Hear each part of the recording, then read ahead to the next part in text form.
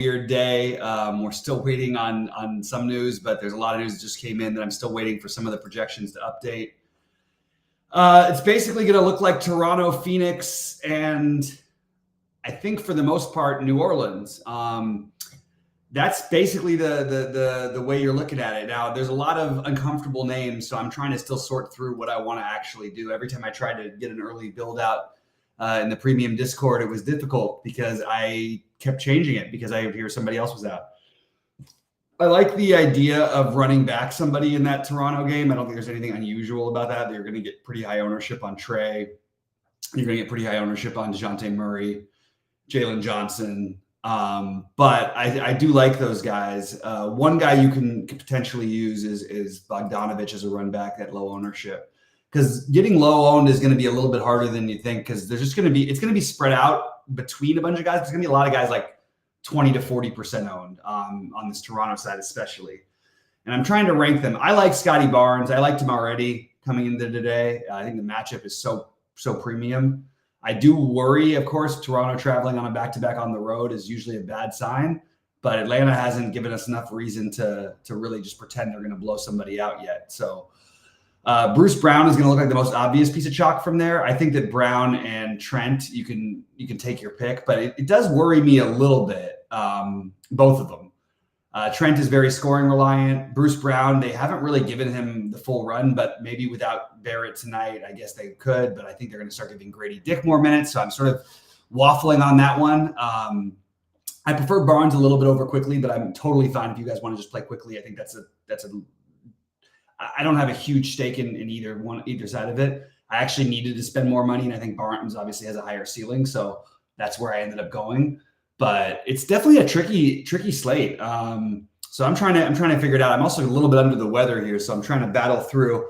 My head feels like just been shaken up for whatever reason. I've got the chills, I've got the sweats. Not been a great day over in this part of the world, and that's after even quitting drinking for a while. So I don't really understand why that's happening, but hey, it is. Anyway, so that's what you're mostly going to be looking at are those teams, and then trying to figure out who you want to use your spend ups on. But pretty much everything is going to come from that Toronto, Phoenix, Cleveland, New Orleans side as far as projections go. So, and I'm with you, Jolly. Yeah, no luck yesterday. Still going for it tonight. So wait, when did Mitchell just get announced out? Oh, that just happened, huh? Okay. Oh boy. For some reason, I did not have the official Mitchell news. And is that official, Brendan? I must have just missed it. That's strange. SaberSim still has him with a projection. I don't really know why. So yeah, so Cleveland was already looking good. Now we're going to go back to even more of Cleveland. Man, this is getting to be a really tough one. So trying to figure this one out on the fly is a little bit tricky. Thank you very much, Brandon. Appreciate that. Yeah, it was right as I was coming on. So look, Garland, here's the way I'm going to make it. I'll do my core here because I'm not going to have time to post it all and get my builds in and everything. Darius Garland is number one, obviously. Evan Mobley is number two for me. I really like Max Struss, and I like LeVert. I think that LeVert had a down game yesterday. I think he can go right back there today. So I would say LeVert or Struss. I actually think you can play both of them, but yeah, definitely interested in these pieces. And I like the run back over there because that means I get to play on the other side my guy, Tyrese Maxey, which I'm very, very happy to do at low ownership today. That's probably my favorite low-owned spend-up on the slate today. So you put Garland and Mobley on one side, maybe include Struss or LeVert, or Okoro, by the way. Any of those guys are completely viable. And then you run it back on the other side with Maxey as a starting point. Then sliding over, I'm just going to share my screen while I do this. Let's see. Let's do this. So yeah, you see that on the Toronto side that Bruce Brown is looking, 6.5x projection. The ownership's going to be probably around 45%, 40% or so. You're going to get Gary Trent at a similar ownership and similar projection for that matter. I think I like Brown a little better because he can do more other things on the court, and Atlanta allows you to do more other things. Just they play fast, they're sloppy. So I like the idea of getting to some of the Bruce Brown a little more than Trent in this matchup, and I do like Scotty Barnes quite a bit. So Brown and Barnes would be my two favorites from Toronto. I do think you want to play someone from Toronto, but I'm having a hard time deciding if you had to set a rule of minimum one, who do I want the most of? And I'm fine. Like I said, I'm fine with the Brown and Trent thing, but I just something about it feels like, okay, well, there might be other spots to look at. So let's go through the rest of the games while we're here. On the Atlanta side, you have a nice natural run back. If you can get you can do a double game stack. Hey, if you got plans on Friday night, I think it's very viable to play the Cleveland Philadelphia game stack with no Mitchell now. And I also, you just really maxi just on the Philadelphia side. But Toronto and Atlanta, you can combine this and make this a nice little 2-game stack. The problem is you also have the Zion news, which we don't know yet. And you also have, they're already good value as it is because we have no Brandon Ingram tonight. Even though it's a bad matchup against Miami, all of these guys are definitely, it's just the same guys yesterday. Zion, if he plays, Murphy would be number 2 for me. And then I would go to Valanciunas probably after that, even though I hate taking the straight up matchup against Bam. I think I would be willing to risk it. And Valanciunas on back-to-backs, not usually my favorite thing to do, but I'm definitely open to it. So really New Orleans is the biggest piece I'm trying to sort out on this slate. I think the Cleveland, the Phoenix stuff outside of Eubanks is going to drop by the wayside for me. You get a starting center at 3,700 in a matchup where you need to play kind of big. I'm going to suck it up and just play Eubanks, I think, at least in my big buy-in. Then the Royce O'Neal and Eric Gordon, where I was going to have Royce O'Neal as an extremely popular play for me earlier. I think I'd rather play the other guys than play Royce O'Neal today, the Toronto guys. And it's pretty close between them, but I think I would rather the Toronto guys myself personally. So, yeah, that's where I'm at there. On the Houston side, I can't get to anything today outside of Fred VanVleet. I do like VanVleet. I think he's going to explode at this price at some point. So I do have him on my secondary priority list, but yeah, that's really the only one for me on Houston. Clippers and Memphis, I probably am not going to get to anything in this game. Zubac was originally, it's a great rebounding matchup, so I have no problem playing Zubac, and maybe you're definitely going to get a little lower ownership on him because of the Eubanks news. So Zubac I have in the same tier as I have VanVleet, sort of a secondary priority. But not quite making the priority list. And I don't have anything on Memphis, which I have no problem if you want to take a shot on Jaren Jackson Jr. or Gigi Jackson. I don't think you need the Gigi Jackson thing anymore. But Jaren Jackson Jr. certainly has a ceiling, so I don't mind if you want to go that route, back-to-back for the Clippers, obviously.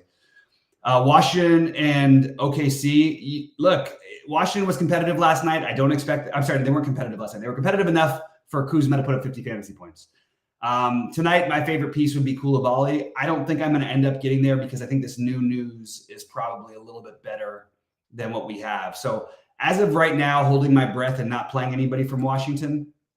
On the OKC side, really just nothing that stands out as a priority. Jalen Williams, I'm totally fine with, but nothing it's a massive priority for me. So it's going to be mostly focused on this New Orleans and then both sides of the Toronto, Atlanta, and Cleveland, Philadelphia. And that's the way I'm going to build my lineups today. So still figuring out exactly how and still waiting for some of the projections to update. But I think your priority plays now are pretty straightforward. It's going to the projections are not updated yet. Darius Garland, Mobley, one of LeVert or Struss over there, just as a priority. I am going to prioritize Tyrese Maxey because I don't think anyone else is going to. And I like the idea of getting the low ownership and you have a nice little game stack over there. And then again, Toronto, again, I know I want at least one piece. My favorite right now are Brown and Barnes, as I mentioned, but I'm still not sure how I want to set it up because I would like to run it back with either Trey or DeJounte. And I think it's very doable. So that's sort of going to be the outline of my basic build, and going to try to get different, with the maxi piece and maybe maybe in one other spot. And then you focus on the New Orleans stuff. And again, just be nice if these projections would update. It's been long enough, guys. It's been 45 minutes for some of these situations. We shouldn't be having the projections not changing at all. Come on, let's get it together. All right, we're going to see what we got here in the Discord. All right, we got Nurkic out. Do I prefer Eubanks or Young? Both are under 4K and help you fit in the lineup.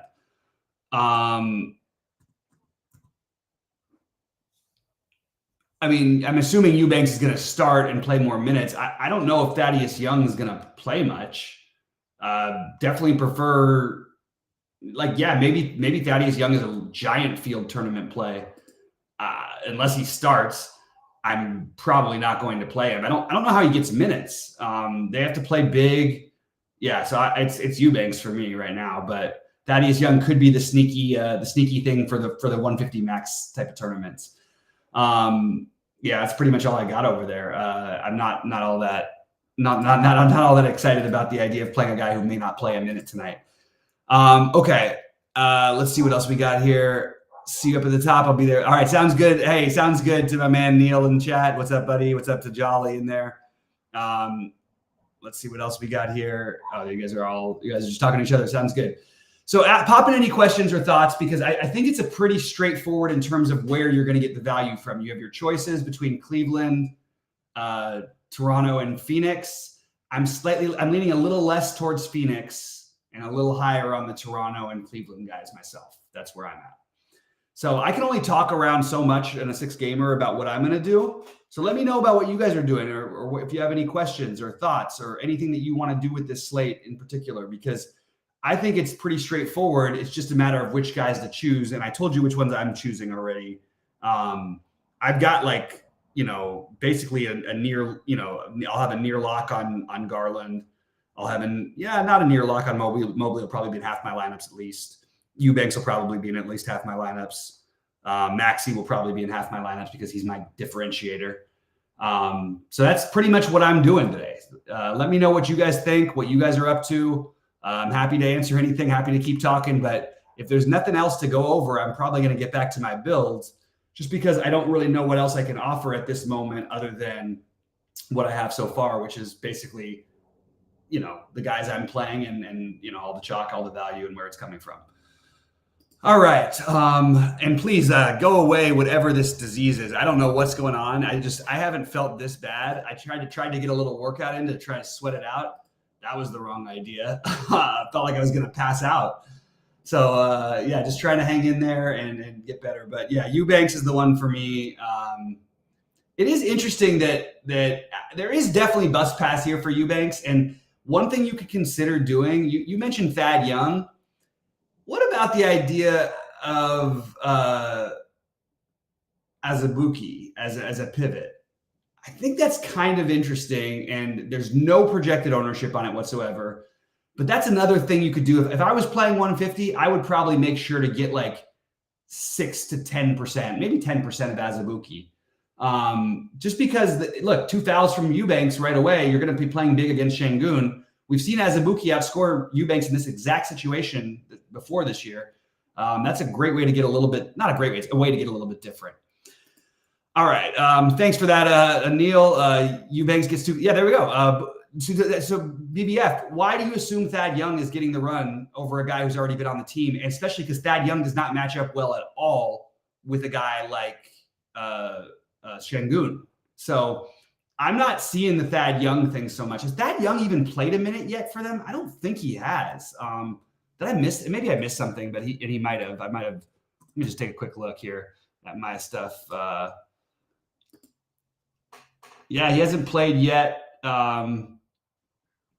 It's interesting. There's a potential for the Thad Young thing, but I think you could just throw I think you say the same exact thing about Azubuike that you could about Thad Young. Maybe they want to switch it up though, because they've been, they haven't been playing particularly well. They're the 7th seed right now. I don't think that's what anybody wanted for Phoenix this year.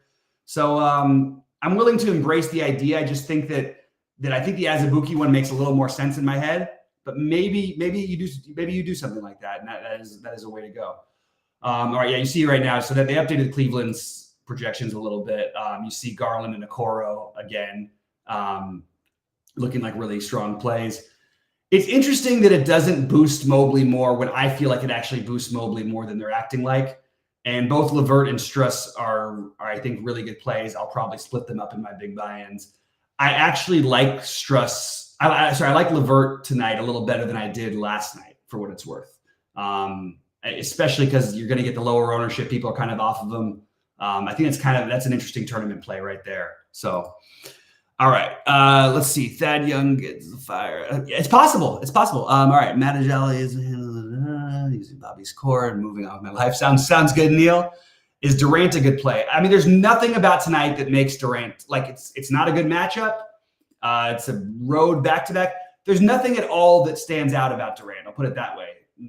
I'm just going to grab this real quick. And I don't really know what the Durant like case is exactly. Like, it's good. It's fine. And so is Booker. So if you ended up on them, that's the way I would end up playing these guys if I ended up on them. I'm not going out of my way to try to build around them. But yeah, you need to spend your money somewhere. Kevin Durant and Devin Booker are both very, very likely going to be in that 50 range, right where you want them to be. The ceiling is probably a little bit higher for Booker, as we've seen.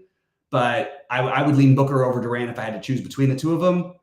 And yeah, that's where I'm at on that one. I don't have a huge take on the Durant stuff. Either one is anytime Beal's out, you're going to hear the same thing from me. They're always fine. If I end up there, fine.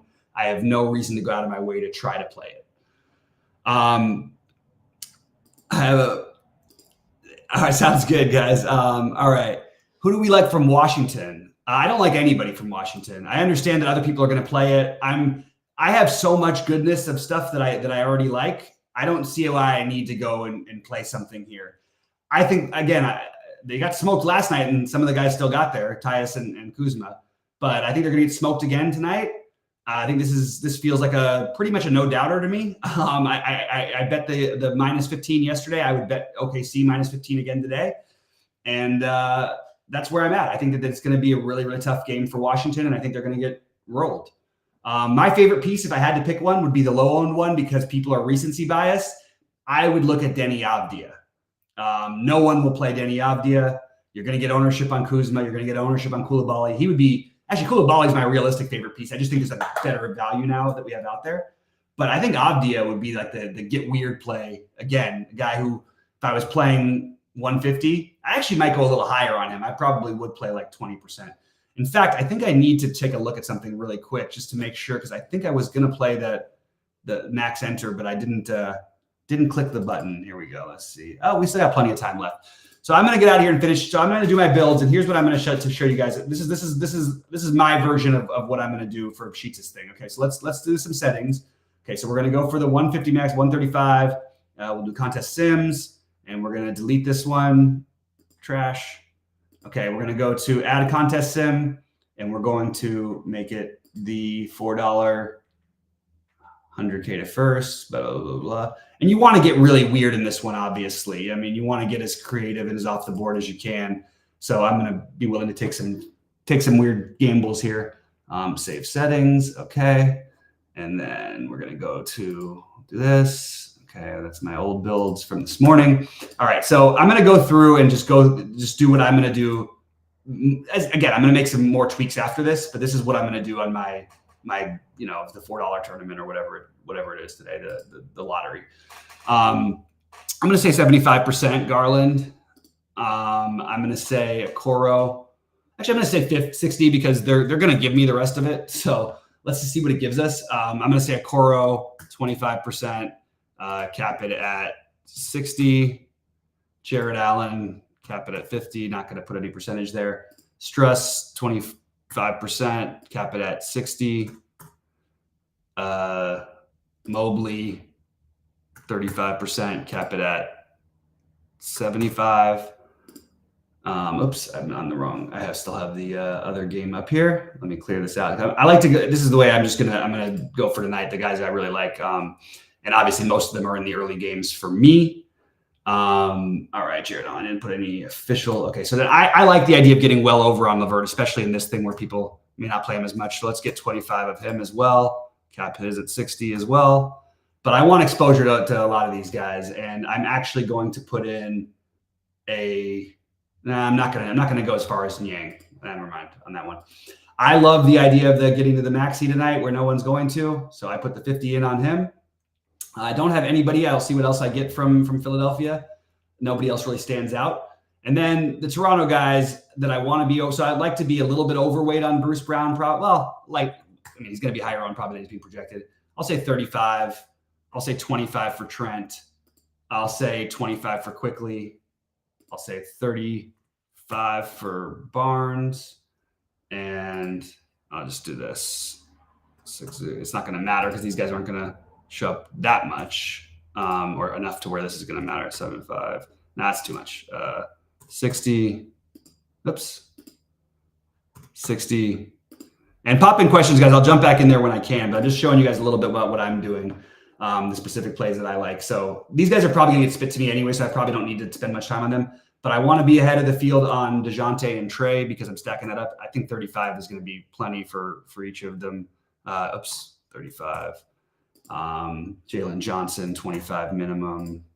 And then I'm going to go to the next game, the next spot I like, which is New Orleans. And I'm going to assume, as of right now, Zion, we don't have word. So I'm going to assume, that until we hear otherwise, that he's going to play, considering he went up from doubtful to questionable today, and they're not playing Ingram, and they're trying to keep out of that 7 seed in the West. So actually, I could go a little higher on Zion here, assuming that he does play, in fact. And I would go high on Murphy as well.